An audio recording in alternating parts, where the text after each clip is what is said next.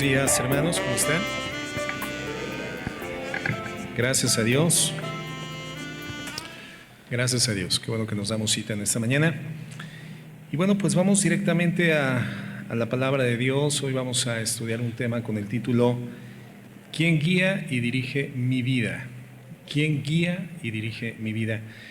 Pero bueno, antes vamos a orar por las personas que han estado afectadas de su salud. Podrían ponerse ahí de pie, por favor, en sus lugares. Si alguien está adoleciendo de su salud en algún sentido, por alguna circunstancia, muy bien, gracias a Dios. Gracias a Dios. Ay, caray. Vamos a poner a la entrada hospital, ¿verdad? Muy bien, gracias a Dios. Vamos a orar. Señor, queremos presentar delante de ti la vida de esos hermanos, hijos tuyos, Señor, a quienes has adoptado a través de los medios sacrificiales y redentivos de nuestro Señor Jesucristo. Tú has prometido, Señor, y nos lo has dado. Nos has dado una identidad, nos has dado salvación, nos has dado, Señor, una reconciliación por los méritos de Cristo en la cruz. Tu palabra dice que por tu llaga nosotros hemos sido curados y sabemos que esa sanidad plena y perfecta la experimentaremos, Señor, sin falla en tu presencia en la eternidad. Pero mientras tanto, eres tú, Señor, nuestra fuente de sanidad. La medicina es usada por ti, es más, la medicina es un milagro que tú has revelado a la ciencia. La ciencia es tuya y también ejerces milagros directos, intervienes de manera sobrenatural en el curso natural de nuestras vidas, y es por lo que hoy clamamos, mi Dios, por sanidad en la vida de mis hermanos, de mis hermanas, ahí donde está el dolor alojado, donde la afectación está haciendo disfuncionar un órgano del cuerpo. Señor, bendice a mis hermanos. Oramos por Kimberly, la hija de mi hermano Aniceto, quien está internada, Padre, como consecuencia de un dengue que se complicó y se ha afectado fuertemente su salud, sus piernas. Te pedimos que la bendigas y le proveas sanidad a nuestra hermana Claudia, Señor, en esta afectación que en esos días ha estado sufriendo, mi hermana Laura, esa afectación de la que tú ya has hecho una obra gloriosa de sanidad. Queremos agradecerte, mi hermana Marichuy, Aniceto, Marta, mi hermana Marta Briviesca, Marta Cervantes, Marta Ponce, mi hermana Yolanda, Señor, todos, mi hermano Martel, Señor, todos, mi hermana Angelita, mi hermana Marta Alejandre, Atzayali, por quienes están, Señor Dios, junto con tu iglesia clamando por sanidad, por mi madre, Señor, a quien en gracia tú has bendecido con sanidad y la está restableciendo plenamente. Bendícela con una sanidad plena, al igual que a mis hermanos. En ti confiamos y te lo agradecemos, te bendecimos y te amamos, Señor, en el nombre de Jesús. Amén y amén. Marta y Marta, más Martas, ¿verdad? Tenemos en la congregación.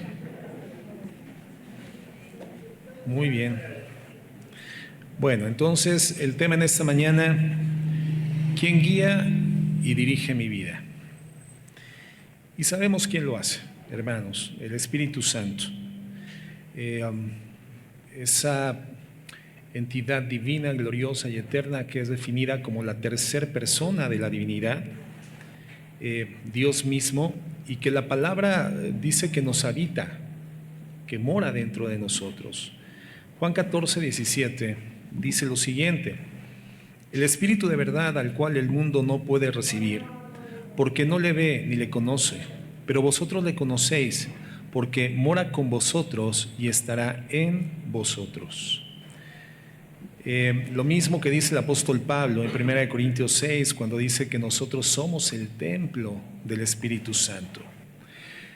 Y creo que esa es una verdad en la que se establecen nuestras confianzas y nuestras convicciones. Es algo inobjetable una vez que ha sido iluminado por el Espíritu Santo, por Él mismo, a nuestra condición humana, a nuestra conciencia, lo establece como una convicción en el corazón. es algo que logramos entender aun cuando es indescifrable para la inteligencia humana, es algo indecodificable para el raciocinio humano, es un conocimiento espiritual que por vía de la iluminación que en gracia Dios nos da, podemos experimentarlo y comenzar a comprenderlo de manera gradual. Pero si esto es así, entonces, hermanos, nuestra vida no puede caminar igual que como lo hacía antes de que esta realidad fuera efectiva en nuestras vidas. Porque si nosotros hospedamos al Espíritu Santo, si hospedamos a Dios en la persona de su Espíritu Santo, entonces nuestra vida tendría que manifestar claramente esa realidad, esa condición. El Espíritu Santo, de acuerdo a la Biblia, hermanos, nos habita, pero no solamente nos habita. El Espíritu Santo no permanece en condición pasiva al interior de nuestra existencia. No, dice la Biblia que Él nos guía. Romanos 8:14 lo menciona. Pero no solamente nos guía, sino que, de acuerdo a Juan 14:16, también nos consuela y nos fortalece, nos resguarda en los momentos difíciles, en los momentos de necesidad. Es definido como nuestro consolador. Paracletos en el griego, que significa el que sostiene, el que guarda, el que sana, el que bendice, el que guía, el que abraza, es nuestro consolador. Pero no solamente es quien nos consuela y fortalece en los momentos difíciles, más aún, hermanos, dice la Biblia que es Él quien intercede por nosotros. Él intercede por nosotros, Romanos 8:26. Y no solamente por nosotros, sino en favor de nosotros, conforme a la voluntad del Señor. Y ese ministerio de intercesión por nosotros lo hace por una específica razón. Y es que según el pasaje, literalmente, nosotros ni siquiera sabemos cómo orar eficazmente a Dios. No sabemos cómo dirigirnos, cómo verbalizar una comunicación que el Señor ha aperturado por la gracia en nuestras vidas, y somos beneficiarios de esa comunicación vinculante donde nosotros a través de la oración estamos en contacto y comunicación con el Señor, pero en nuestras limitaciones humanas muchas veces no sabemos cómo dirigirnos a Dios. Y lo que el Espíritu Santo hace es establecerse precisamente como el intercesor. Él intercede por nosotros. Fíjate lo que dice Romanos 8:26. Y de igual manera el Espíritu nos ayuda en nuestra debilidad. Pues ¿qué hemos de pedir como conviene? No lo sabemos, pero el Espíritu mismo intercede por nosotros con gemidos indecibles. No dice que nosotros gimamos indeciblemente al Señor. No, los gemidos indecibles no son nuestros, sino son emitidos espiritualmente por el Espíritu Santo. Y estos gemidos indecibles generan una corrección, un ajuste, una reorientación en nuestras oraciones hacia el Señor. Y algo que es muy impresionante es darnos cuenta que en este texto el apóstol Pablo se está incluyendo. Un hombre que había desarrollado en el curso de su vida cristiana y en el ministerio un nivel importante, tal vez de los registros humanos más destacados en cuanto a desarrollo espiritual, crecimiento espiritual, manifestación de la vida de fe. Y él está diciendo que él también tiene este problema. Es necesario para él la intercesión del Espíritu Santo, porque simplemente nosotros no sabemos hacerlo, pero el Espíritu Santo sí sabe cómo hacerlo. Entonces intercede por nosotros con gemidos indecibles conforme a la voluntad de Dios. Entonces, ¿quién corrige nuestras oraciones en su contenido? ¿Quién corrige nuestras oraciones en su intensidad? Es el Espíritu Santo, porque nosotros oramos mal y generalmente lo hacemos en condición apática. El Espíritu Santo ora bien y lo hace con intensidad, pero lo hace por nosotros, hermanos, en favor de nosotros. Entonces, es increíble lo que la Biblia nos ilumina respecto a lo que el Espíritu Santo hace a favor de nuestras vidas. Ahora, inmediatamente después de ese versículo en el que se dice que el Espíritu ora por nosotros de forma intensa, conforme a la voluntad de Dios, el versículo 28, fíjate lo que dice. Y sabemos que para los que aman a Dios, todas las cosas cooperan para bien. Esto es para los que son llamados conforme a su propósito. Estoy en la Biblia de las Américas. Esto es para los que son llamados conforme a su propósito. Quiere decir que la oración, la intercesión del Espíritu Santo a nuestro favor resulta en que todas las circunstancias de la vida terminan cooperando para nuestro bienestar espiritual. Pero ese bienestar espiritual, hermano, esta cooperación, esta asistencia divina a fin de lograr transformar el efecto final de una circunstancia que en inicio puede ser lesiva o catastrófica, esta transformación, esta muda de circunstancias y de realidades a partir de un hecho lamentable, indeseable o catastrófico, es el resultado en una medida importante de la intercesión que el Espíritu Santo hace por nosotros. El Espíritu Santo, hermano, tiene un papel primordial, fundamental, esencial en la vida de los hijos de Dios. Entonces, ante esta realidad maravillosa, incomprensible en la que el Espíritu Santo se encuentra en nosotros, bueno, ese Espíritu Santo que está al interior de nuestras vidas, como dicen por ahí, si Él está en el barco, donde manda capitán, no gobierna marinero. ¿Quién es el capitán? ¿Quién maniobra el timón del barco? ¿Quién dirige la vida del Hijo de Dios? El Espíritu Santo. Él es el capitán. Hay un canto cristiano que dice: en mi vida el capitán es Cristo, ¿verdad? Y es una forma armónica musical de reconocer en humildad, ceder al Señor la autoridad, la conducción, la dirección de nuestras vidas, el ceder nuestra voluntad a su perfecta voluntad. Entonces, si Él habita en nosotros y Él es un ser infinitamente mayor, de mayor categoría que nosotros, pues Él debería de gobernar nuestras vidas, siempre. El pasaje que hoy vamos a estudiar con su guía, con la guía del Espíritu Santo, se encuentra en la carta a los Efesios. Una carta, hermanos, que apenas cuenta con 6 capítulos, y como típicamente lo hace el apóstol Pablo en sus cartas doctrinales, los primeros capítulos son un planteamiento teológico de la obra redentiva de Cristo a favor de los redimidos, de los pecadores, y los últimos capítulos establece ordenanzas, indicaciones que en base al conocimiento teológico ahora se espera como la respuesta conductual de aquellos que hemos sido destinatarios de sus cartas. En el caso del libro a los Efesios, la carta a los Efesios, son los primeros 3 capítulos donde nos presenta toda la argumentación teológica, todas las razones doctrinales, todas las realidades espirituales que Dios ha operado a favor de nuestras vidas, y del versículo 4 al 6 establece entonces las razones teológicas están en los primeros 3 capítulos, y por esas razones teológicas nosotros deberíamos de manifestar una conducta en respuesta. Entonces, fíjate, vamos a ver algunos ejemplos. En el versículo 1, en el capítulo 1, el versículo 3 del libro de los Efesios, comienza una argumentación, la exposición teológica, la explicación doctrinal, los efectos espirituales profundos, lo que solamente a través de la iluminación del Espíritu Santo a nuestro corazón y mente podría ser accesible y decodificable para nuestras limitadas inteligencias. Es decir, comprenderlo no porque somos inteligentes, sino porque el Señor a través de su palabra y por el Espíritu Santo abre la verdad que se encontraba ahí oculta y la deja expuesta ante nuestra conciencia.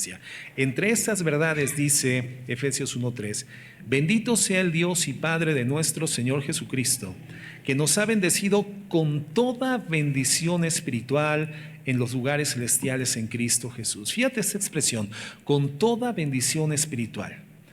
Y como el mundo espiritual es algo que en nuestra condición terrena estamos en un proceso progresivo de conocer, quiere decir entonces que muchas de estas bendiciones espirituales en Cristo Jesús ni siquiera las conocemos aún, hermanos.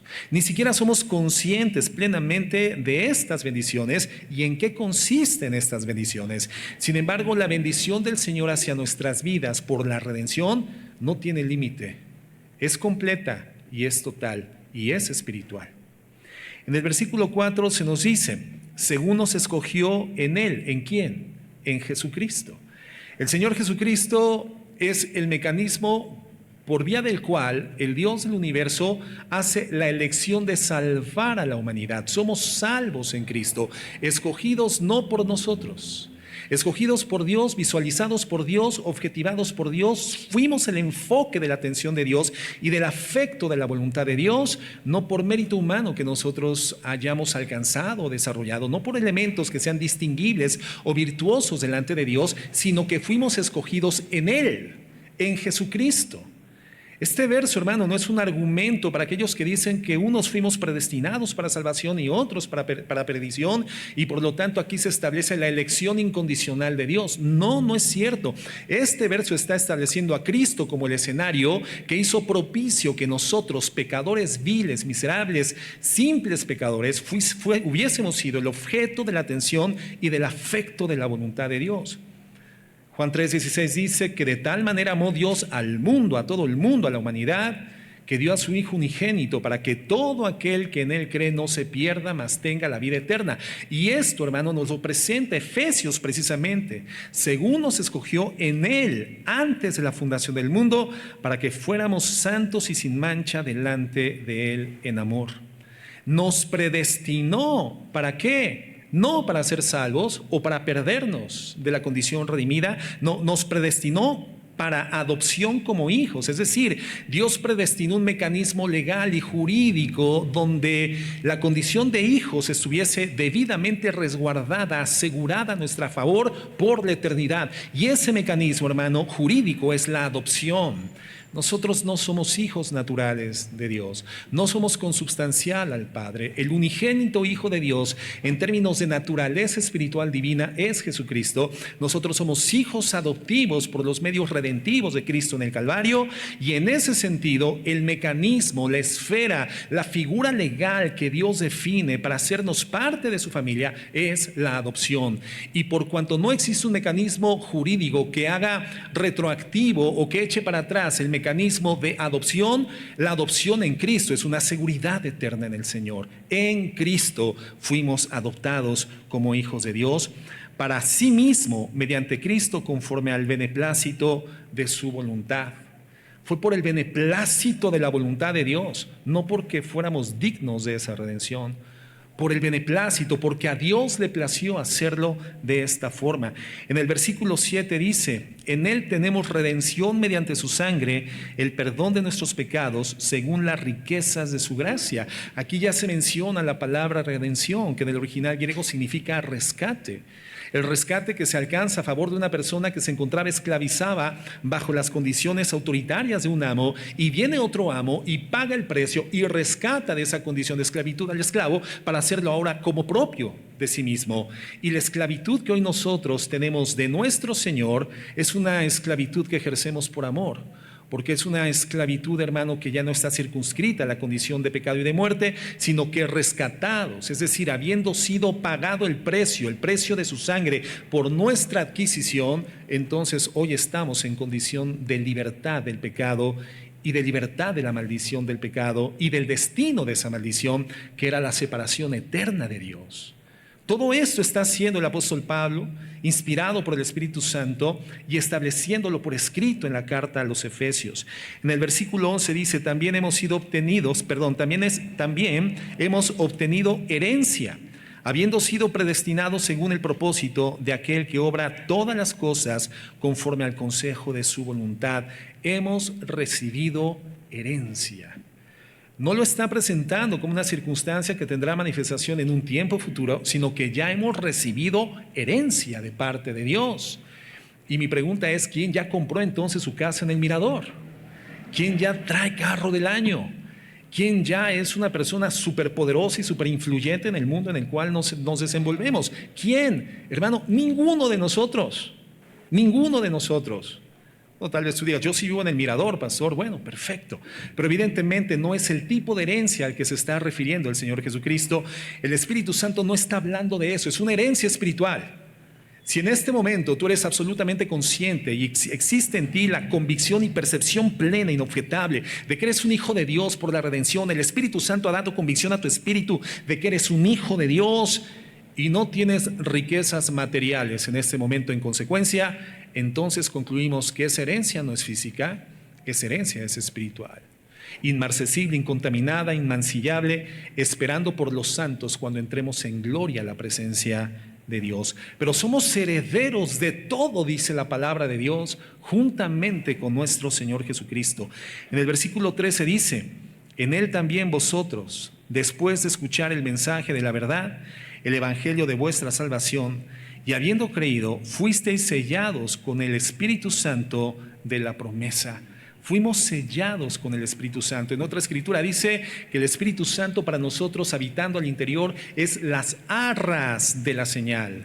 Es la garantía de la posesión adquirida. Es decir, el Espíritu Santo obra como una forma de depósito que garantiza el cumplimiento total de la promesa y el cumplimiento total de la adquisición que seremos del Señor en plenitud una vez que entremos en gloria a su presencia. El Espíritu Santo es la garantía de que somos hijos de Dios y de que todas las promesas y herencia espiritual que el Señor enmarca en su palabra, ilumina en su palabra, están en espera de nuestro acceso a la eternidad con Dios. Y el Espíritu Santo en nuestras vidas es la garantía, es el sello, es las arras de esa señal. Entonces vemos todas las cosas que en un solo capítulo, hermano, Pablo menciona que han sido realizadas por Dios a nuestro favor, gracias al trabajo y a la obra completa de Jesucristo en la cruz. En el capítulo 2, verso 4, por ejemplo, nos dice: pero Dios, que es rico en misericordia, por causa del gran amor con que nos amó, aun cuando estábamos muertos en nuestros delitos, nos dio vida juntamente con Cristo, y por gracia habéis sido salvos. Y con Él resucitó, y con Él nos sentó en los lugares celestiales. Dice la Biblia que nosotros somos ciudadanos de dos dimensiones, una terrena en la cual confluimos todavía por causa de esta condición corpórea en la que nos encontramos, pero también estamos ya en términos reales posicionados en una condición espiritual, ciudadanos de dos dimensiones: la dimensión espiritual, intangible, etérea, imperceptible para los sentidos humanos, y una dimensión terrena 100% perceptible para nuestra condición humana. Ciudadanos de dos dimensiones, pero vamos en tránsito para poder entrar en condición de plenitud a esa dimensión espiritual por la eternidad. Todo esto por la obra de Cristo en la cruz del Calvario. El versículo 8 dice: porque por gracia habéis sido salvos por medio de la fe, y esto no de vosotros, sino que es don de Dios, no por obras, para que nadie se gloríe. ¿Qué es entonces la salvación para nosotros? Es un regalo concedido a aquellos que hemos puesto nuestra fe en Cristo para nuestra redención. Es una obra de Dios. Es una obra de Dios. El versículo 10 dice: porque somos hechura suya, creados en Cristo Jesús para buenas obras, las cuales Dios preparó de antemano para que anduviésemos en ellas. Buenas obras que no confeccionamos nosotros. Buenas obras que Dios preparó de antemano significa entonces que Dios preparó un camino para que nosotros transitemos por él. Y la evidencia de que estamos caminando en la voluntad de Dios es que ejecutamos esas buenas obras. Las buenas obras a través de nuestras manos, de nuestras vidas, de nuestros miembros, de nuestra forma de actuar, de la forma en la cual tomamos decisiones, nos incorporamos al mundo terreno. Las buenas obras que efectuamos, constituidas de antemano por Cristo, son la evidencia de que estamos caminando en la voluntad del Señor, que somos sus hijos. El verso 19 dice: así pues, ya no sois extranjeros ni advenedizos, es decir, extraños. Ya no son extranjeros y advenedizos, sino que son conciudadanos de los santos y son la familia de Dios. Hermano, si tú eres un hijo de Dios por la gracia, si tú has creído en el mensaje del Evangelio y has cedido tu voluntad al Señor, si el Señor ha transformado tu condición natural del carácter, si el Señor te ha dado un nuevo nacimiento espiritual, dice la Biblia que tú has dejado de ser un extranjero y un extraño, un advenedizo. Hermanos, creo que todos hemos visto, sobre todo en los últimos tiempos, a esos inmigrantes que mendigan en las calles o se posicionan en los topes de las avenidas importantes, el Paseo Lázaro Cárdenas y otras avenidas de la ciudad, mendigando un poco de dinero, mendigando un poco de bienestar, clamando por un poco de misericordia. Últimamente creo que sobre todo son personas, supongo que vienen de Haití, porque todos son de raza negra y pululan, hermanos, dentro de nuestra ciudad, que es lo que la Biblia dice que debemos de extender hacia esa gente: misericordia. De la misma forma que el pueblo de Dios tendría que mostrar puertas abiertas y acciones misericordiosas hacia los extranjeros, la gente no nacida étnicamente dentro de los límites de la nación de Israel, tendrían que ser aceptadas como extranjeros. Y esos extranjeros tendrían en algún momento la posibilidad de hacerse conciudadanos y convertirse en israelitas espirituales a través del cumplimiento de las señas del pacto, de las señales del pacto, y una de esas era la circuncisión. Pero esos hombres y mujeres que pululan hoy en día en nuestras ciudades, en Uruapan, hermano, pidiendo dinero, un poco de misericordia, un poco de piedad. ¿Por qué? Porque son personas que están en la indigencia, son personas que están mendigando un poco de misericordia. Y aun cuando nosotros extendemos gracia, les damos una moneda, si acaso un billete, algún bienestar de forma física, nunca la piedad que nosotros les ofrezcamos va determinantemente y permanentemente a resolver su condición. No, porque son extranjeros, porque son extraños, porque son advenedizos. ¿Qué significa esto, hermano? ¿Por qué la ejemplificación? Porque si tú has puesto tu fe y confianza en Cristo para el perdón de tus pecados, te has sometido a su palabra para el gobierno de tu vida. Te has literalmente integrado por la gracia a la familia de Dios. Y entonces significa que Dios te ha sacado de la indigencia espiritual. Su misericordia ha sido extendida a tu vida por la eternidad. El problema, por tanto, ha quedado completamente resuelto, determinantemente y para siempre. Ya no eres un mendigo espiritual. Ya no eres un mendigo espiritual. El problema es que a veces tenemos un concepto distorsionado de familia. Y para muchos ser familia significa conflicto. Para muchos las peores escenas de la convivencia social, los momentos más ríspidos de la interacción comunitaria se dieron al interior de sus núcleos familiares. Y entonces el concepto de familia para muchos es el conflicto, contienda, abandono de la responsabilidad, traición, mentira. Es el lugar donde algunos sacan ventaja en perjuicio de un familiar. Para muchos eso es la familia. Y entonces venimos a la iglesia y comenzamos a desarrollar un sistema de convivencia en ese concepto distorsionado. Y reproducimos esas conductas distorsionadas, habiendo sido integrados a la familia de Dios. Pero la familia para Dios, hermano, es algo completamente distinto. La familia para Dios es el lugar donde encontramos reposo, aceptación, restauración, perdón, amor incondicional, compromiso, compañía. Es el lugar donde siempre quisiéramos estar, donde desearíamos pertenecer y permanecer de manera constante y continua. Eso es la familia para Dios. Entonces, encontramos todo esto, verdades extraordinarias, apenas en 2 capítulos de la carta a los Efesios, y Pablo nos está enseñando la obra de Dios en Cristo por nosotros.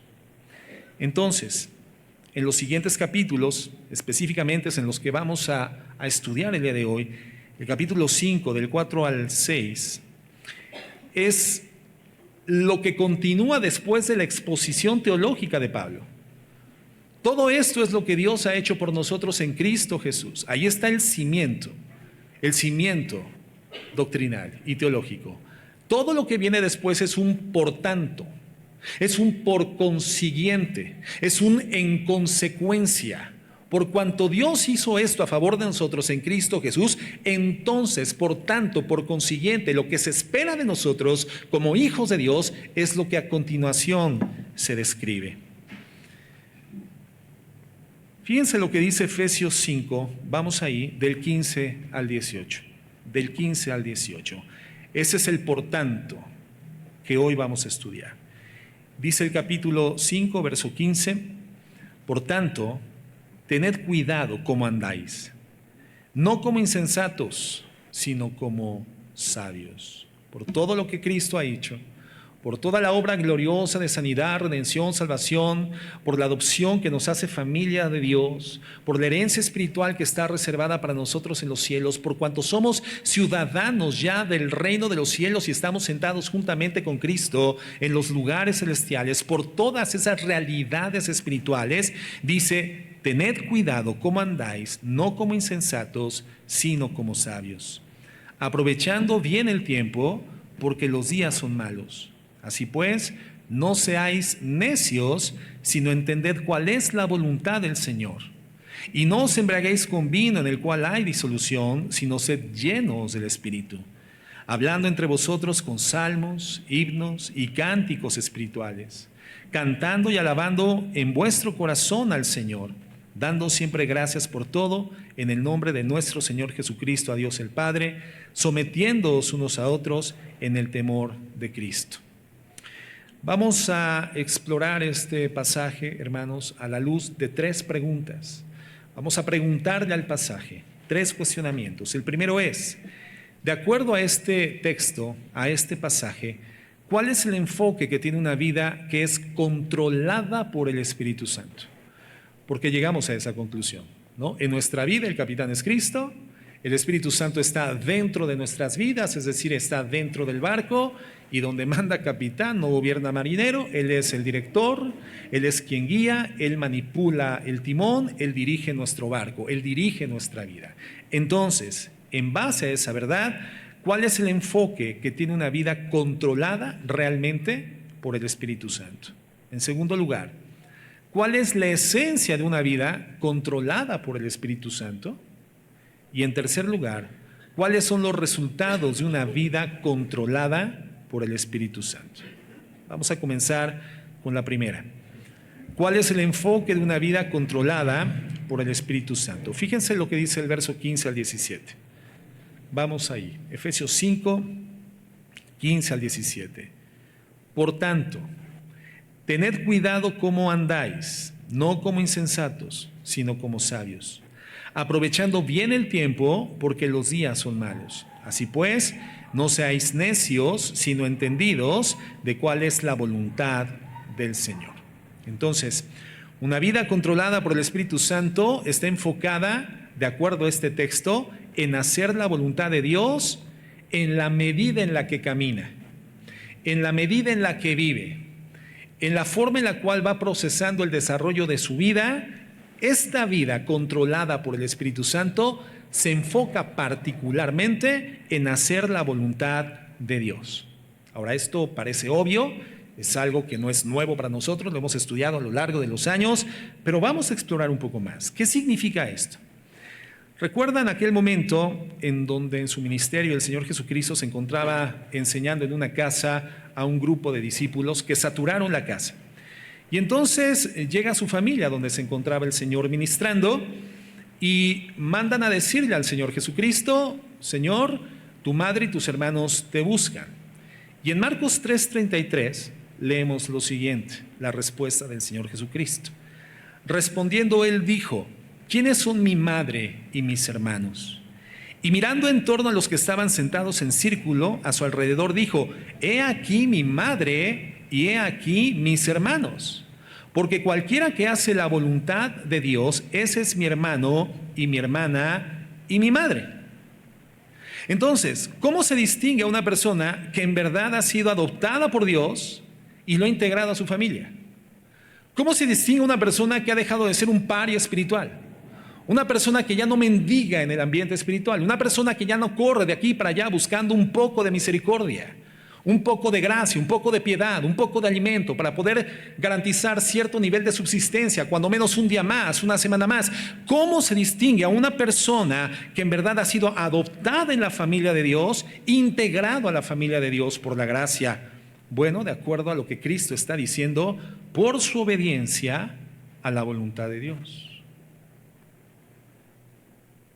Porque ya no es un mendigo espiritual.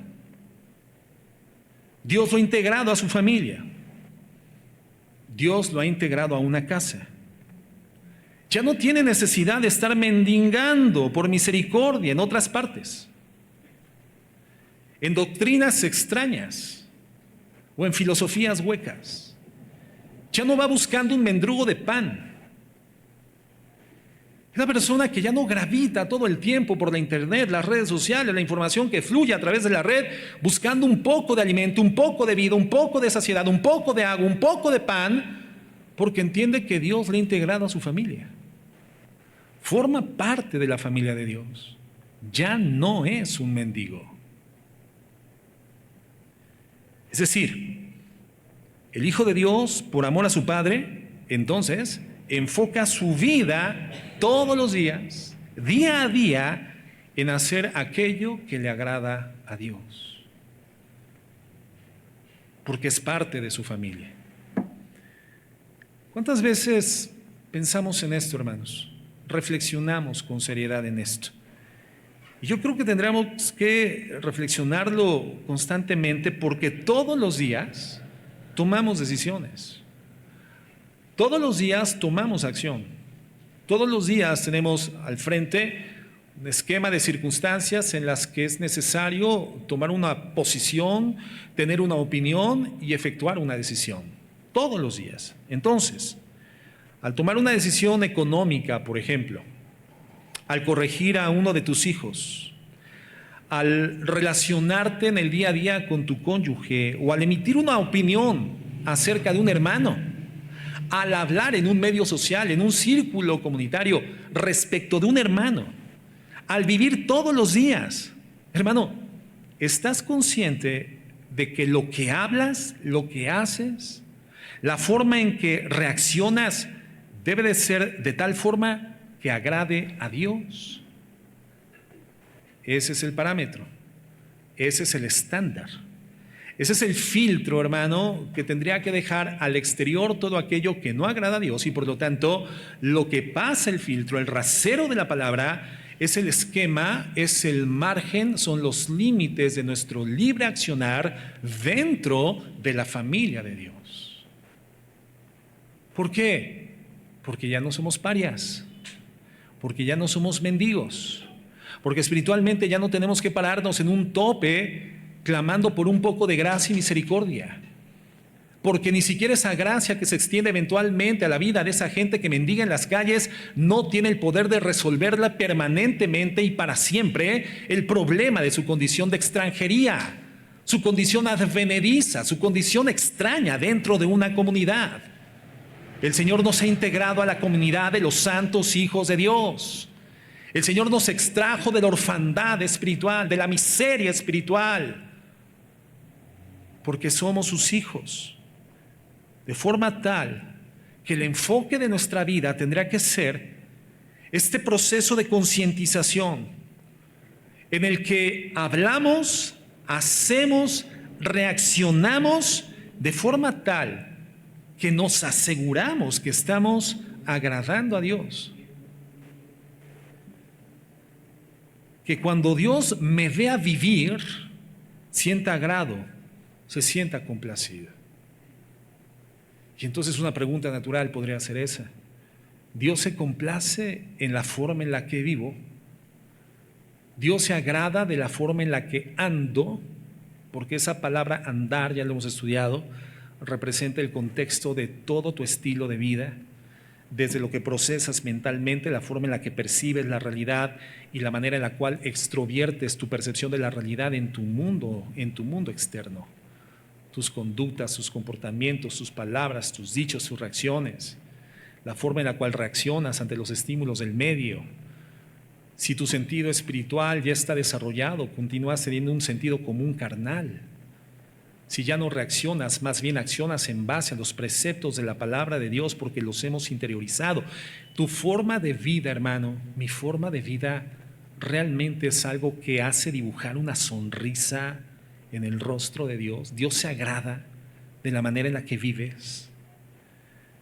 Miren, cuando Cristo se bautizó, recuerdan que el Padre dijo: este es mi Hijo amado en el cual me complazco. Otras versiones dicen: en quien tengo toda mi complacencia. Quiere decir que todo lo que representaba la vida de nuestro Señor Jesucristo generaba placer al Padre, generaba una condición de agrado, una satisfacción profunda. Ahora la pregunta es: ¿por qué el Padre declara esto sobre Jesús? Bueno, el Señor lo revela en Juan 14:34. Juan 14:34. Jesús les dijo: mi comida es hacer la voluntad del que me envió y llevar a cabo su obra. Mi comida, dice el Señor Jesucristo, es hacer la voluntad del que me envió y llevar a cabo su obra. ¿Qué significa esto, hermanos? Que lo que saciaba a nuestro Señor Jesucristo, lo que llenaba a Jesucristo, ¿qué es lo que nos llena a ti y a mí, hermanos? La comida. ¿Cómo nos sentimos el domingo por ahí de las 12:30, 1 de la tarde, que estamos despidiéndonos todos de este núcleo congregacional, y lo que estamos teniendo en mente de manera permanente es lo que vamos a comer? ¿Qué vamos a comer? Yo siempre he dicho que lo que importa no es qué, sino con quién, porque puedes tener la mejor comida, pero es no disfrutable si no la compartes con alguien a quien amas o con quien recíprocamente y retributivamente se comparten afecto. La Biblia dice que es mejor un poco de legumbres en casa de paz que buey engordado en casa de contienda, ¿verdad? Pero la realidad es que la mayoría de nosotros llega al final del servicio y ya estamos pensando con qué vamos a saciar, con qué vamos a llenar nuestra casa física, nuestro cuerpo físico, nuestra necesidad alimenticia. Y nos dan las 4 de la tarde después de que llenamos nuestra necesidad alimenticia y nos sentimos llenos. Nos sentimos a veces más que satisfechos si te empacaste una buena birria, un menudo o cualquier otra cosa, un buen churipo, hermano, unos buenos tacos dorados, 5 órdenes de tacos dorados de allá de donde los venden, hermano. Te sientes lleno y te sientes saciado. Y puede ser que no haya sido la alimentación más balanceada, pero por lo pronto sabes que esa saciedad es una garantía de la subsistencia de tu vida. Que esa saciedad garantiza la permanencia, la perdurabilidad de tu cuerpo un periodo de tiempo más en esta tierra, que no te vas a morir porque estás saciado, estás lleno. Pero lo que el Señor Jesucristo está diciendo en el verso es que lo que realmente a Él le satisfacía, le llenaba y le saciaba, era poner en práctica, hermanos, la voluntad de Dios. En esta ocasión Jesús estaba enseñando, estaba predicando y sanando a la gente, a los discípulos. Y entonces los discípulos se acercan a Él y le dicen: Señor, pues has trabajado mucho, estoy parafraseando, debes de estar cansado y tal vez tengas hambre. Señor, date un tiempo para comer. Y entonces Cristo usa este momento para enseñarles que su más alta prioridad y su enfoque en la vida era esta precisamente: hacer la voluntad de Dios. En su condición humana, Jesucristo, al igual que nosotros, requería de la comida para sobrevivir. Sin embargo, para Él la fuente de vida espiritual, la vitalidad espiritual de Cristo, se encontraba en vivir en obediencia a la voluntad de Dios. En otra ocasión, en Juan 6:38, el Señor dice: porque he descendido del cielo, y está revelando su condición divina, su procedencia, la originalidad del mensaje del evangelio que Él predicó. Él dice: yo he descendido del cielo, pero yo no he venido a perder el tiempo. Yo no he venido a ver la gama de alternativas y proposiciones factibles que el mundo me ofrece para ver por cuál determino u opto. Yo no he venido aquí a utilizar mi tiempo para eso. Yo descendí del cielo no para hacer mi voluntad, sino la voluntad del que me envió. El Señor está describiendo su identidad como un misionero. Tengo un tiempo determinado, el reloj en cuenta regresiva, un encuentro con la cruz del Calvario perfectamente predefinido desde la eternidad. No puedo perder el tiempo, sino debo de utilizarlo de forma particular y específica para lo que me fue dado, y eso es hacer la voluntad de mi Padre, el que me envió. El Señor Jesucristo hubiera podido ser el más grande vendedor de camellos en el desierto. Tenía la capacidad intelectiva, la habilidad de negocios. El Señor pudo haber hecho exitosamente cualquier cosa en la tierra. Pudo haber sido el mayor empresario. El Señor pudo haber tal vez comenzado a utilizar el petróleo del desierto, ¿verdad?, como fuente de energía, como fuente combustible, y haberse vuelto el ser más millonario de la existencia, más que el rey Salomón. Sin embargo, Jesucristo entendió que Él era un misionero. Y su voluntad supeditada a la voluntad del Padre le llevaba, le inclinaba a hacer solamente en el uso de su tiempo las cosas que lo encaminaban a la cruz del Calvario, con el cumplimiento total del propósito y la meta por la cual Él vino a la tierra. Soy un misionero, dice el Señor. ¿Tú eres un hijo de Dios? No hay diferencia. Hay una diferenciación evidentemente substancial en cuanto al alcance y la meta de tu obediencia al Señor. Tu obediencia jamás va a generar la redención de la humanidad. Sin embargo, tu obediencia va a glorificar al Señor. Tu obediencia va a ser un mecanismo de propagación del mensaje de redención para el mundo perdido. Tu obediencia va a generar de tu carácter y tu forma de vida una proyección genuina, auténtica, certificable del poder transformador del Evangelio de la gracia que predicas y que transforma la naturaleza interna y eterna de la gente. En ese sentido no hay diferencia. Somos misioneros. Y el tiempo de nuestra vida tendría que ser enfocado en el uso específico para aquellas cosas que ponen en práctica la voluntad de Dios. Tendríamos que declarar con la misma certeza esto. El Señor nos ha hecho descender espiritualmente del cielo, nos ha dado una naturaleza espiritual, un nuevo nacimiento, no para que hagamos nuestra voluntad, sino la voluntad del que nos rescató, la voluntad del que nos redimió, la voluntad del que nos envió. Entonces, uno de los aspectos distintivos del cristiano es que debe de tener un deseo profundo, una intención constante de vivir en la voluntad de Dios, de hacer aquello que es del agrado de Dios. Pero bueno, hay un problema, nuestro corazón aún se encuentra en condición pecaminosa, ¿cierto? Y muchas veces nuestro corazón nos engaña y nos lleva a creer que lo que hacemos está motivado por causas realmente justas. Y perdemos de vista lo que el profeta dice: engañoso y perverso es el corazón más que todas las cosas. ¿Quién lo conocerá? Solamente Dios lo conoce. Por eso no podemos fiarnos de nuestro propio corazón, porque aún se inclina hacia el pecado, se inclina hacia el egoísmo, hacia la maldad. A veces sencillamente hacemos lo que nos viene en gana, lo que nos place. Vivimos como mejor nos parece, como más cómodo nos resulta, haciendo lo que más nos satisface y como nos conviene según nuestros criterios. Pero el criterio fundamental, el que debe de guiar cada paso que damos en la vida, tiene que ser este: ¿cómo complazco al Señor? ¿O cómo no complazco al Señor con esta decisión? ¿Cómo no complazco al Señor con esta reacción? ¿Cómo no complazco al Señor con este comentario, con esta expresión, con esta actitud, con esta forma de vida? ¿Cómo lo complazco o cómo no lo complazco? Tendría que ser el factor para definir el criterio de nuestras decisiones, el uso de nuestra vida, el uso de nuestro tiempo, hermanos. Lo que lo complace lo hago. Lo que no le complace, lo desecho. Ese es el criterio. Hermano, esto involucra la iluminación del Espíritu Santo sobre nuestras vidas. Una vez que lo ha iluminado a nuestras vidas y lo comprendemos, ya no es complicado. Lo que le complace al Señor lo hago, lo que no le complace, simplemente lo desecho. Lo retiro de mi vida. Involucra, por supuesto, un acto de negación. En muchas ocasiones va a representar una actitud sacrificial hacia tus propios anhelos y deseos. Por supuesto que sí. La vida de negación del Hijo de Dios, la vida en forma de cruz, el camino de la cruz que ya estudiamos.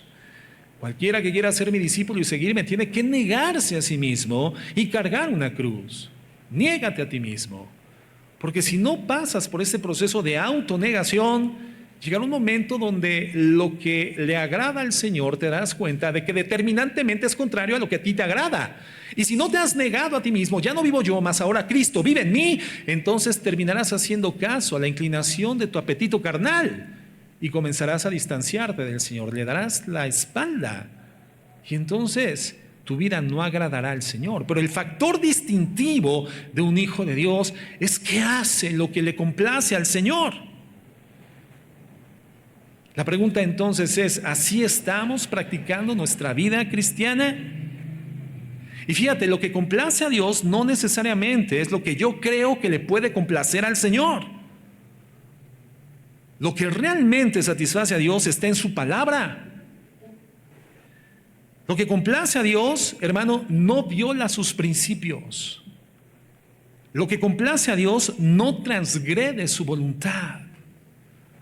Lo que complace a Dios no hace elástica la palabra de Dios para ver cómo acomodo mi voluntad a fin de poder autojustificarme y decir que esto que hice complace al Señor. No, no, hermano. La palabra de Dios, en la medida en la cual el Espíritu Santo va iluminándola, comienza a caer de manera perfecta, como las piezas de un rompecabezas donde al final ninguna pieza sobró. No tuviste que forzar la entrada en el espacio de nada. La voluntad de Dios es buena, es agradable y es perfecta. Entonces, con frecuencia, aunque digas, es que yo quiero agradar a Dios con la forma en la que vivo, en realidad estás viviendo para agradarte a ti. Y lo disfrazamos de servicio o de obediencia a Dios. No, es que yo creo que Dios quiere que haga esto. No, es que yo creo que esto debe de agradar a Dios. Yo creo que esto no debe de ser malo. ¿Por qué va a ser malo? Yo creo que no es malo. Y ese yo creo es precisamente eso, lo que tú crees. Y ese es el problema. No se trata de lo que tú o yo creemos. Se trata de lo que Dios dice que le agrada. Por eso el versículo 15 comienza diciendo, por tanto, tened cuidado cómo andáis. Es una palabra de advertencia, es una luz roja que se enciende, es un sensor de alerta. Ten cuidado. Así como las señales de alerta donde te anticipan la cercanía de una condición de peligro. Cuando hay una reja y ves la cara de un perro y una cruz sobre la cara del perro, ¿qué te dice eso? Cuidado. ¿Por qué? Porque hay un perro bravo. Hay un perro que está establecido ahí precisamente para actuar en ataque de las personas que intenten infringir o extralimitar la barda. Cuando está cercano a una zona de alta tensión de electricidad y pone una calavera y dos huesos cruzados, ¿qué significa? ¿Un altar del Día de Muertos? No. Significa alta tensión. Significa si transgredes el límite de esta señalación, de este señalamiento, de esta advertencia, tu vida corre peligro. Lo he comentado en la Ciudad de México, en los andenes del metro, hermanos, hay una línea amarilla que te separa de caer a las vías del metro. Y son 45 centímetros aproximadamente entre la línea amarilla. Y esa línea amarilla significa no transgredas ese límite, porque el riesgo es de muerte si lo transgredes. Entonces, cuando la Biblia dice, por tanto, tened cuidado, es una luz de alerta, es una voz de alarma. Y nos dice que si queremos vivir la voluntad de Dios, la forma en la que vamos a lograrlo es teniendo cuidado de la forma en la que andamos. Ten cuidado de la forma en la que vives, las decisiones que tomas. Tened cuidado.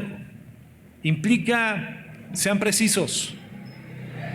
No sean ligeros en la forma en la que caminan. No sean ligeros en tomar decisiones.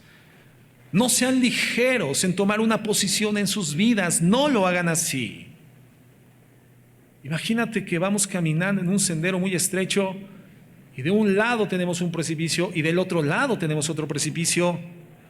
Por lo tanto, cada paso que vas a dar en ese sendero, vas a tener que tener demasiado cuidado de no pisar mal. Porque si pones un pie fuera del límite de ese sendero, inevitablemente vas a caer al precipicio. En mi juventud, es decir, hace 2 días, hermanos, yo practiqué algo de actividades al aire libre. Les he comentado en alguna ocasión, mi grupo de excursionismo, fuimos al Iztaccíhuatl. Y para poder llegar a la falda de la montaña, a ese primer campamento base, a una altura bastante importante ya, llegamos a una barda de piedra natural. Del lado izquierdo, a 60 metros de altura, se veían las copas de los árboles. Del lado derecho se veía un riachuelo. Hermanos, y el grosor de esa barda natural de piedra era menor a 1/4 de mi mano, menos de 25 centímetros. Y veníamos con equipo en la espalda, cuando las casas de campaña todavía eran de tubos pesados, y traíamos la casa de campaña en las mochilas, y traíamos una circunstancia general donde hasta nuestro propio miedo representaba el obstáculo para poder cursar de manera correcta ese camino. Y yo recuerdo, yo era jefe de patrulla, hermanos. Y entonces yo dije, bueno, si mi patrulla ve que yo me alarmo, todos se van a alarmar. Si yo muestro miedo a mi patrulla, toda mi patrulla va a tener miedo. Entonces, ¿qué tengo que hacer? Fingir que no tengo miedo. Tengo que hacerles creer que esto lo podemos pasar exitosamente todos y de manera natural.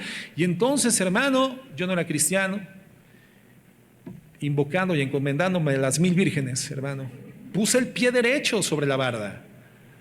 Y el cuidado que tuve para no perder el equilibrio mientras movilizaba de atrás hacia adelante mi pie izquierdo y colocarlo al frente del derecho, hermano, fue un momento crítico, pero lo tuve que hacer paso a paso, a paso, a paso, cuidando y enfocando mi atención en la barda, porque si yo no colocaba el pie en la barda, inevitablemente caería al precipicio.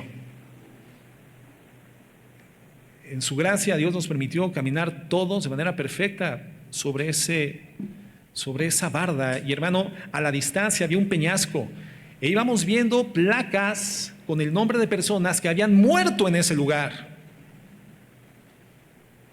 Y entonces eso demandaba un mayor cuidado, mayor precisión, mayor atención, un mayor enfoque. Bueno, de acuerdo a la palabra de Dios, ese es el tipo de cuidado que el cristiano debe de tener en su vida. Debemos de tener un altísimo interés en saber si el próximo paso que vamos a dar está dentro del camino estrecho de la voluntad de Dios. Y la próxima reacción que voy a tener, y si la próxima charla que voy a sostener, y si la próxima acción que voy a tomar es algo que complace a mi Señor. Y lo que complace a mi Señor requiere enfoque porque se encuentra al interior de un camino que es estrecho. Y conduce a una puerta, hermanos, que es angosta, donde solamente cabe la voluntad de Dios. El camino ancho y la puerta espaciosa dan cabida a cualquier cosa. Todo lo que quieras llevar en ese camino e introducir por esa puerta cabe todo. Tus deseos, tus anhelos, tus metas, tus proyectos, tus indiferencias espirituales, tus abandonos, la falta de compromiso. Puedes caminar en ese sendero y entrar por esa enorme puerta con un bagaje impresionante a tus espaldas sin que esto obstaculice tu caminar y tu acceso. Pero la entrada, hermano, al reino de los cielos, que no es por obra humana, sino por gracia divina, solamente tiene espacio para la voluntad de Dios. Y en ese breve espacio de la voluntad de Dios se contienen cosas que son extraordinarias: la santidad, el gozo verdadero, la felicidad auténtica, el saber con absoluta certeza que eres un hijo de Dios, que el Señor resguarda tu vida y por lo tanto puedes caminar en medio de ese sendero sin temor del mal, que Él no se adormece en el resguardo que extiende a tu vida, que aun cuando los tiros pasen zumbando tus orejas, caerán a tu lado 1000 y 10,000 a tu diestra, mas a ti no llegarán, que Él es tu pastor, que su vara y su cayado te infundirán aliento cada día de tu vida, que en su casa tienes resguardado un lugar donde habitarás por largos días, que Él unge tu cabeza, que Él adereza tu mesa en presencia de tus angustiadores y puedes regocijarte en medio aún de la persecución, que en paz puedes acostarte y dormir porque en Él has puesto tu confianza y que pase lo que pase, tu vida está segura en Cristo, hermano. Todas esas glorias y todas esas bendiciones se encuentran en el estrecho espacio del sendero de la voluntad de Dios para nuestras vidas en esta tierra. El enfoque de la vida de un hijo de Dios es precisamente obedecer la voluntad, y la voluntad de Dios le agrada al Señor. De ahí el cuidado que debemos de tener en la vida. Pero además de esto, se nos dice que debemos de aprovechar bien el tiempo porque los días son malos. Fíjate cómo lo dice el verso 15 y 16 una vez más. Dice, por tanto, tened cuidado cómo andáis, no como necios, sino como sabios. Cuidado, enfoque, saber dónde colocaremos los pies, evaluar si lo que hemos de hacer, el paso que hemos de dar, le agrada a Dios. Pero dice el verso 16, aprovechando bien el tiempo, porque los días son malos. ¿Quién te dijo que los días eran buenos? ¿Quién te dijo que había garantizado beneplácito físico en la coexistencia en el mundo? ¿Quién te dijo esto? Los días son malos.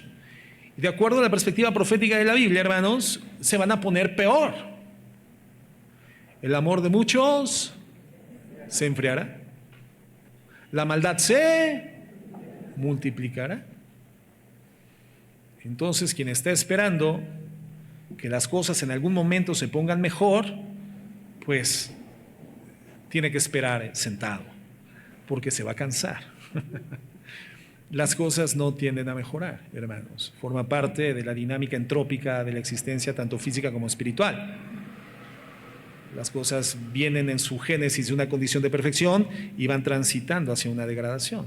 Nuestro cuerpo humano es una muestra clara de ello. Nacimos sin alguna arruga en el rostro, ¿no? Todo nuestro ser era como la pompa del bebé, ¿verdad? Es un comparativo para hablar de una piel que es lisa, suave, tersa, ¿verdad? Firme. Y si pasas los 40, 45 años de edad, pues te das cuenta, hermano, de que no hay nada de bebé y a veces ni pompa, ya, ¿verdad? Porque todo se degrada. Bueno, en condiciones medioambientales y naturales, por causa del pecado, las condiciones del mundo, hermano, no tienden a mejorar, no van a mejorar. No es que el día de mañana haya una condición promisoria, no es que un nuevo gobierno, una nueva legislación, una nueva reforma constitucional vaya a mejorar las cosas. No, hermano, las cosas tienden a empeorar. Y eso es independiente de partidos políticos, quién gobierna, quién es el presidente. No, eso va más allá. Es una ley espiritual que deriva de la maldición por el pecado cometido desde el huerto del Edén. Las cosas van a empeorar. Entonces los días son malos. Y si los días son malos, el Señor nos está diciendo, aprovecha bien el tiempo, úsalo correctamente. Entonces vemos dos cosas combinadas. El cuidado que debemos de tener, la atención que debemos de tener en los pasos que hemos de dar en la vida y se combina con una intención de querer aprovechar bien el tiempo. Y el aprovechamiento del tiempo, hermano, no implica ser más eficientes como lo ve el mundo o lo ve la empresa del mundo.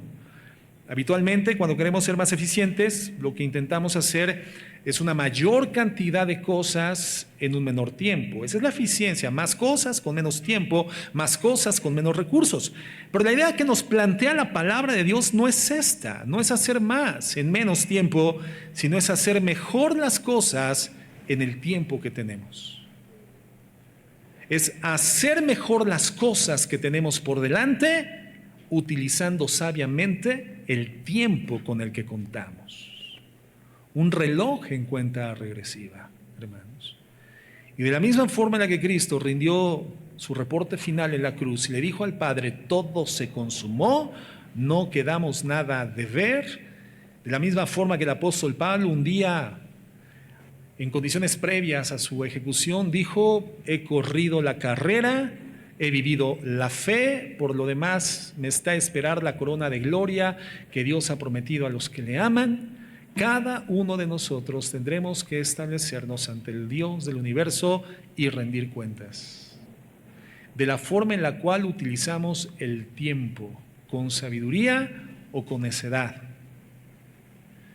Entonces, que nuestra vida esté más enfocada en aquello que es importante, hermanos, lo que es significativo para Dios, que aprovechemos cada oportunidad, como el día de hoy, por ejemplo, para complacer al Señor, haciendo lo que debíamos de hacer el día de hoy, la voluntad de Dios.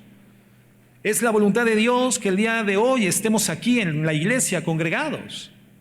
¿Y por qué puedo asegurar esto, hermano? Que es la voluntad de Dios que estés aquí congregado. Y la voluntad de Dios era que llegaras puntual. O sea que hay quienes están a medias. Pero aquí estoy. Tarde, pero estás. ¿Verdad? Bueno, porque estoy seguro, hermanos, de que la voluntad de Dios es que hoy estés aquí porque su voluntad está escrita en su palabra.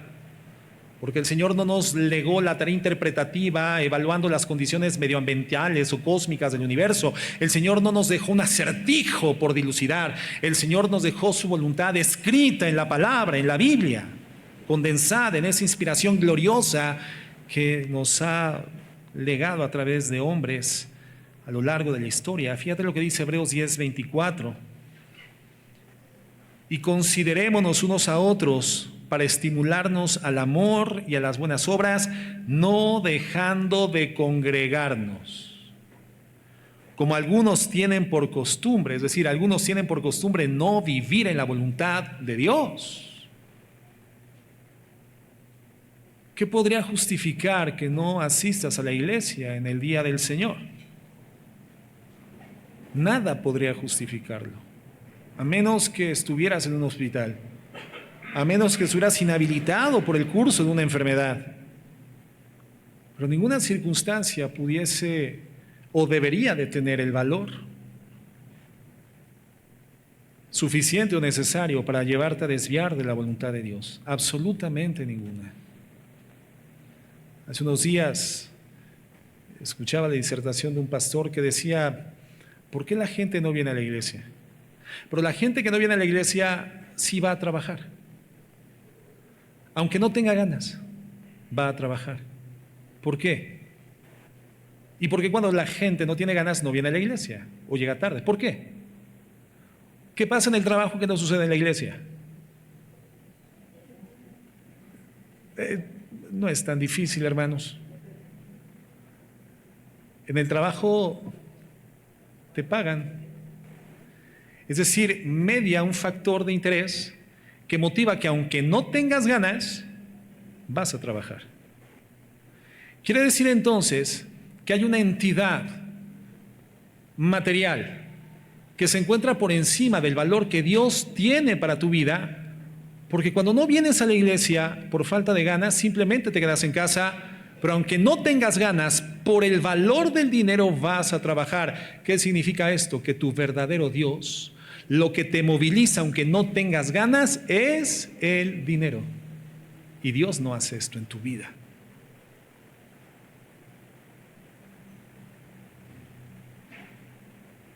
Entonces, dice la Biblia que congregarnos los domingos, el primer día de la semana, el día del Señor, es la voluntad del Padre.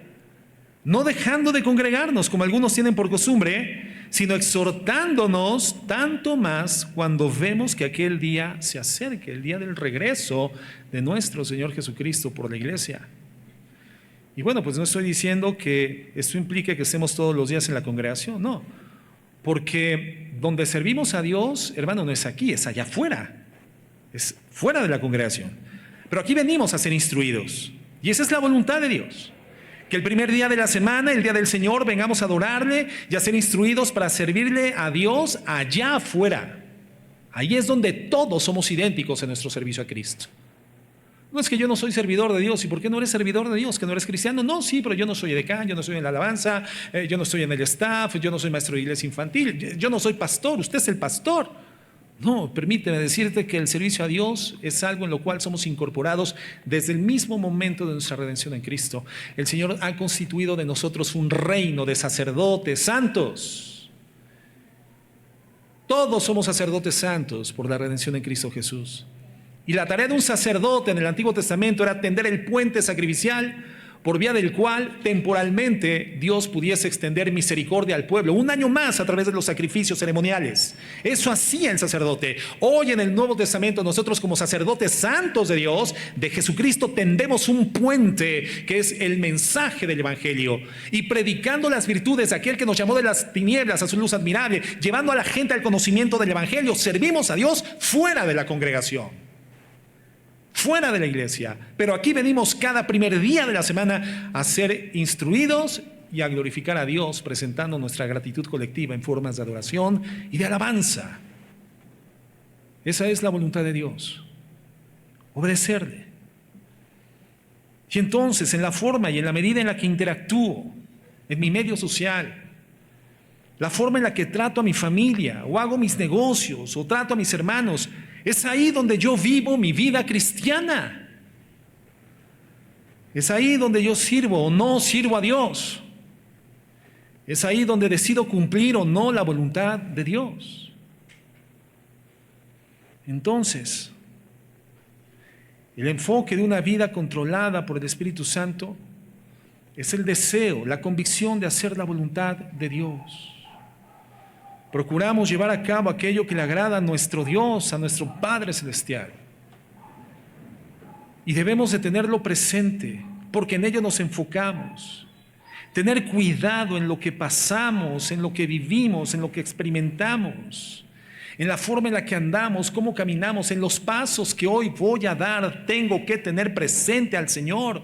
Cuidado de la decisión que voy a tomar, aprovechando bien el tiempo en hacer aquello que Dios dice que es importante y que a Él le agrada.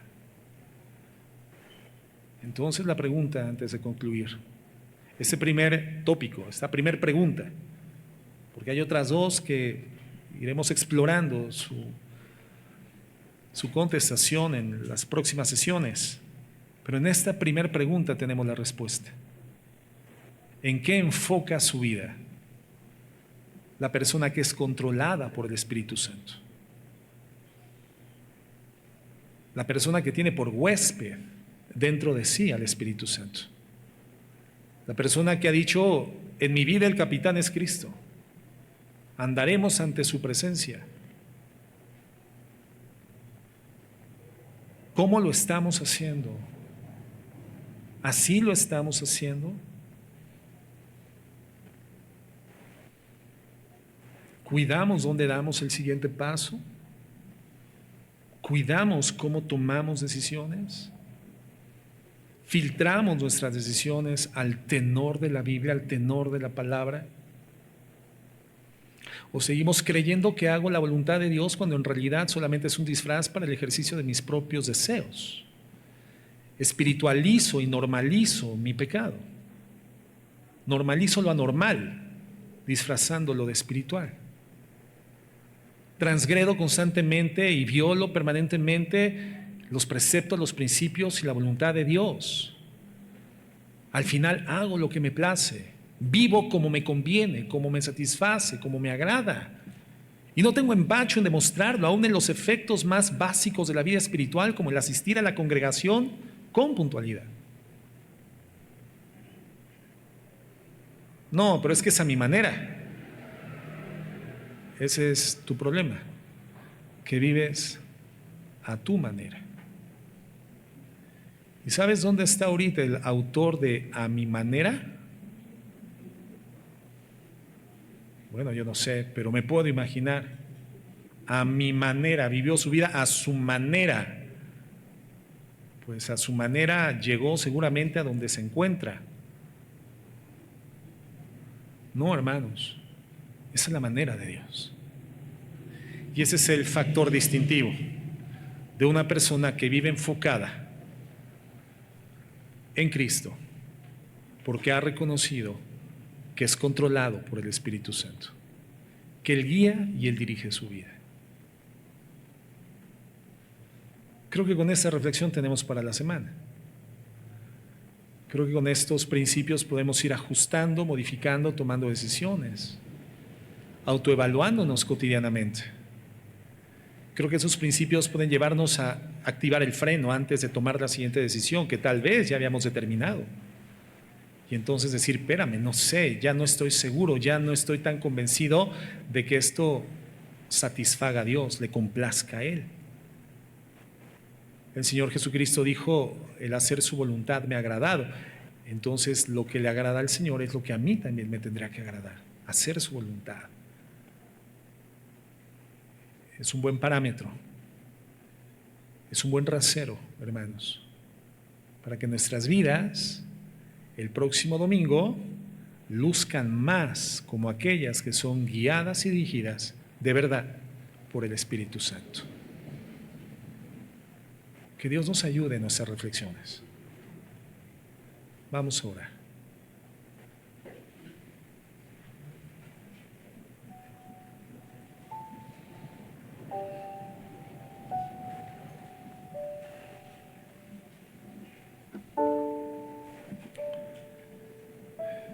Bendito Dios.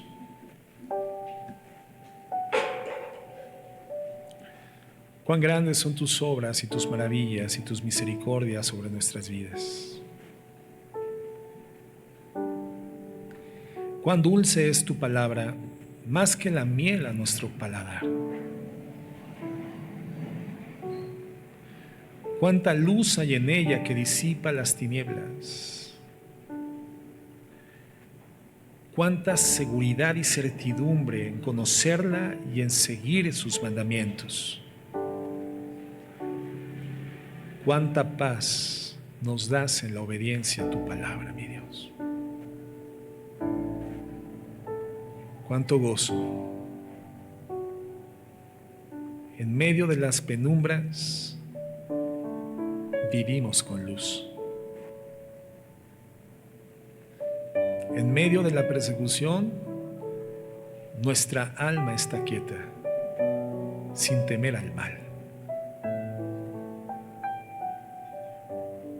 En medio del dolor, vivimos con esperanza.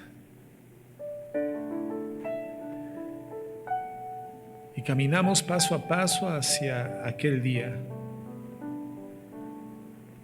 en el que por primera vez, después de tanto anhelarlo, te veremos cara a cara, donde lo corrupto de nuestro ser será transformado en incorruptible y podremos apreciarte y adorarte y bendecirte sin limitación humana y sin defecto. Anhelamos ese día y por lo tanto encaminamos nuestros pasos en esa dirección. Si allí está nuestra esperanza, si ahí está nuestra herencia y nuestras promesas, si ahí estás tú, no puedo dirigir mis pasos en otra dirección. Es en Cristo y solamente en Cristo en quien ya hemos llegado al Padre. Señor, ayúdanos, ilumina nuestra conciencia. ¿Dónde poner los pies? Ilumina en tu palabra tu voluntad. ¿Qué es lo que te agrada? Y llévanos a hacer lo correcto, a hacer lo mejor en el tiempo que nos has dado. Para un día poder estar ante tu presencia y decirte, misión cumplida. No fui perfecto, Señor, pero lo hice lo mejor que pude. Y en todo tú me asististe. Fue con tu fuerza, no con la mía. Bendigo y exalto tu nombre. Por siempre, Señor. En Cristo Jesús. Amén y amén.